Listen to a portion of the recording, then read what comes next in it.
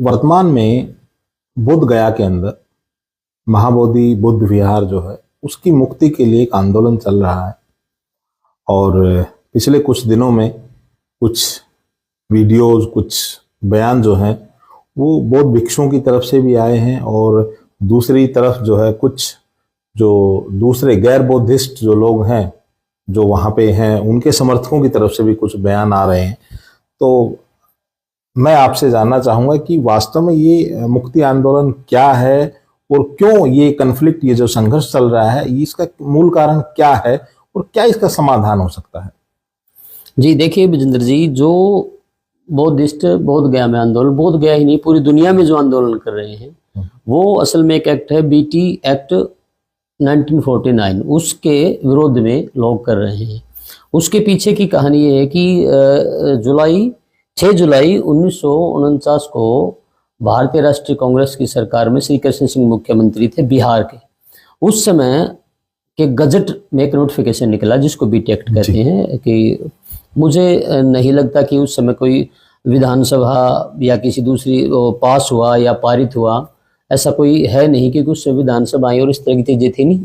जो राष्ट्र था हमारा, जो भारत है, वो राष्ट्र बनने की प्रोसेस में उस समय था, गणतंत्र बनने की प्रक्रिया में, गणतंत्र बनने की प्रक्रिया में था। उस समय संविधान भी बन रहा था। हाँ। तो संविधान का जो मसौदा वो तैयार हुआ, 26 नवंबर 1949 को पूरा हो गया था, और 26 नवंबर 1950 को भारत देश में संविधान लागू हो गया।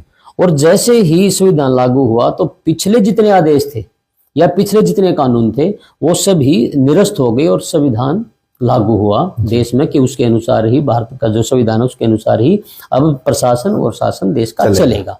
लेकिन ये जो एक्ट है, ये एक्ट उससे पहले का 1949 का है, ये निरस्त नहीं हुआ, ये निरस्त नहीं हुआ। और ये 1955 में भी अमेंड हुआ है, ये 1992 में भी हुआ है, और उसके बाद में 2003 में भी हुआ है। लेकिन ये निरस्त और खत्म नहीं हो रहा, लगातार इस पे आंदोलन चल रहा है।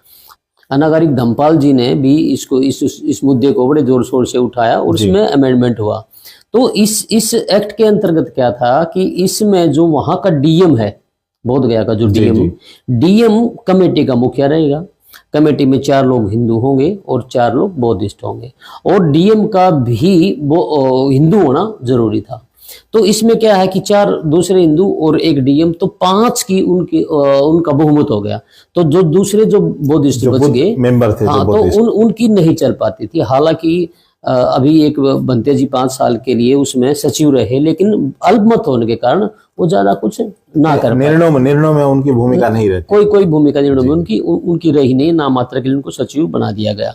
और वो 5 साल रहे, लेकिन 5 साल में कुछ विशेष तरक्की ना कर पाए। ये तो एक टेक्निकल मामला है। इसमें एक और मामला है कि वहां जो ब्राह्मण थे, क्योंकि 5 जो बौद्धिस्ट हैं, 5 जो हिंदू हैं, हिंदुओं की बाहुल्यता के कारण वहां जो महाबोधि विहार है उसके आसपास लोगों ने अपने मंदिर बनाने शुरू कर दिए, और वहां पे धीरे धीरे शिवलिंग स्थापित कर दिए, और वहां उस तरह की पूजा पाठ वो करने लगे। यहाँ तक कि वहां पिंडदान भी होते हैं, पिंडदान वहां लोग करने लगे। और इस तरीके से जो बौद्ध संस्कृति थी उस पर लोगों ने अतिक्रमण शुरू कर दिया, और वो धार्मिक रूप से भी और कानूनी रूप से भी शुरू कर दिया। और यहाँ तक भी भारत का संविधान कहता है कि जो बौद्ध धर्म है वो हिंदू धर्म का ही एक अंग है, जबकि हिंदू का बौद्धिस्ट का पहनावा अलग है, उनकी चांटिंग मंत्रोच्चारण अलग है, उनके तीज त्योहार अलग है, उनकी संस्कृति अलग है, उनकी उपासना की पद्धति भी अलग है। लेकिन फिर भी वो कानून के अंतर्गत उसको बौद्ध को हिंदू का ही एक अंग मानते हैं, जो कि मतलब भारत हमारा जो देश है वो पंथ निरपेक्ष है। यहाँ सभी धर्मों का अपना अस्तित्व है, सभी की अपनी पूजा पद्धति की पद्धतियां हैं, और सभी धर्मों को आपस में और सभी संविधान को भी, सरकार शासन को भी सभी का आदर करना चाहिए। जैसे हिंदू धर्म आदरणीय है, वैसे ही बौद्ध धर्म भी आदरणीय होना चाहिए। जी, जैसा कि हमारी जानकारी है, जहाँ तक हम जानकारी रखते हैं या लोग जानकारी रखते हैं, इसके अलावा देश में बहुत सभी धर्मों के अलग अलग तीर्थ स्थल हैं, मंदिर हैं, मस्जिद हैं, गुरुद्वारे हैं। सभी धर्मों के अपने अपने स्थान है जहां वो पूजा अर्चना करते हैं, और ऐसे भी स्थान है जहां सरकार का हस्तक्षेप है, इतने बड़े बड़े भी हैं। तो क्या किसी और में भी ऐसा है कि उस धर्म के अलावा दूसरे धर्म के मेंबर्स उसमें शामिल हों? देखिए, जो बड़े तीर्थ स्थल हैं वो सरकार के नियंत्रण में है जी। श्राइन बोर्ड जैसे बनाए हुए हैं या कोई कमेटियां वहां काम कर रही हैं, लेकिन उन कमेटियों के मुखिया या मेंबर उस ही धर्म के लोग। धर्म के हैं। अगर देखिए, अगर किसी ने महाबोधि विहार में किसी ब्राह्मण ने पूजा करनी है तो वो, अगर वो भिक्षु बनना चाहे तो ऐसे वस्त्र दान करे। और जो परंपरा जिस तरह की वंदना उपासना बौद्धिस्ट करते हैं वैसी ही उपासना करे और उस ही तरीके से करे। अब जैसे महाबोधि विहार में आप जाएंगे तो आसपास जो भगवान बुद्ध की मूर्तियां हैं उन पे कपड़े बांध रखे लाल पीले, और वो कहते हैं ये कृष्ण है, कोई कहता है युधिष्ठिर है, कोई कहता है अर्जुन है, कुछ कुछ कहते हैं। जबकि पूरी दुनिया में आप भगवान बुद्ध की जो मूर्ति है वो वस्त्रों के साथ ही बनती है, और उस पे ना कोई फूल चढ़ाए जाते हैं, ना कोई माला चढ़ाई जाती है, ना कोई नए वस्त्र अलग से वस्त्र बांधे जाते हैं।